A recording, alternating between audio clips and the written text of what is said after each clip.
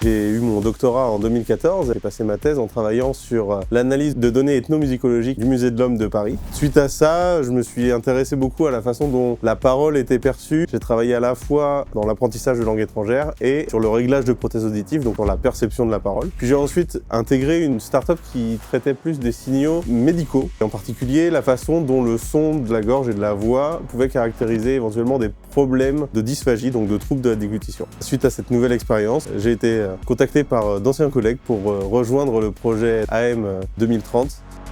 Ce projet, il vise principalement à développer un système embarqué d'assistant vocal que vous pouvez avoir à domicile, mais embarqué dans une voiture pour vous aider à gérer tout un tas de fonctions annexes, les vitres, demander au GPS de trouver un itinéraire ou ce genre de choses, afin de pouvoir conserver un maximum de ressources cognitives pour la conduite et ne pas vous laisser un peu distraire par votre ordinateur de bord.